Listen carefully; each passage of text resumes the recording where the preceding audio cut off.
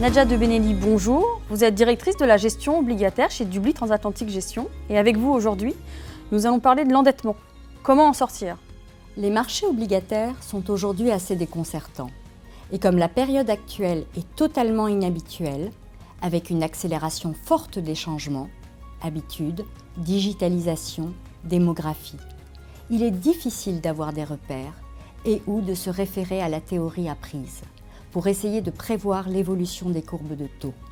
Il n'empêche qu'il peut être intellectuellement enrichissant de voir si les États se sont déjà autant endettés que lors de la dernière crise et qu'ont-ils fait pour en sortir. Comment les États vont-ils gérer leur endettement colossal ? Nous avons tous en tête des montants de dette qui paraissent monstrueux. Mais il faut savoir que les États-Unis, notamment, ont déjà été plus endettés.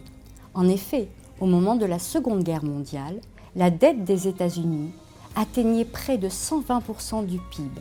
Elle est aujourd'hui aux alentours de 100% du PIB. Et nous notons que l'endettement a connu après ce pic une décélération marquée, ce qui lui a permis de revenir à son niveau de 1940 autour des 40% du PIB, et cela dès le milieu des années 60. Grâce au graphique suivant, reprenant l'inflation, la croissance du produit intérieur brut et de l'évolution des taux d'intérêt, nous notons que le rythme moyen de la croissance au moment de l'explosion de l'endettement est de plus de 5% pendant près de 10 ans, puis d'un peu moins sur 10 années supplémentaires. Donc un rythme de croissance soutenu dès le début de la guerre et qui va perdurer. Dès l'élection de Roosevelt, en 1932, la production industrielle se reprend et avec elle la croissance et la baisse du chômage.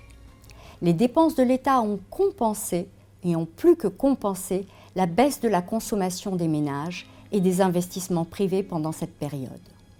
Cette croissance s'est accompagnée d'une inflation forte, au-delà des 5%, avec des pics au moment de la guerre et de la fin du contrôle des prix en 1946.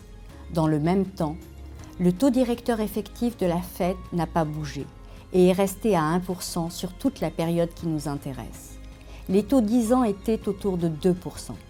Ainsi, en période de très fort endettement, avec une croissance et une inflation fortes, la Fed n'a pas touché à son taux directeur et les taux longs sont également restés contenus.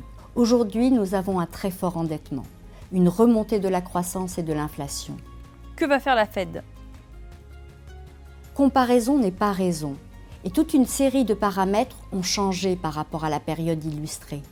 Que ce soit la structure des économies, la pyramide des âges, les recettes de l'époque qui ont réussi à juguler l'endettement, peuvent-elles servir aujourd'hui ? La question reste ouverte. À très bientôt pour un nouveau point Horizon Marché.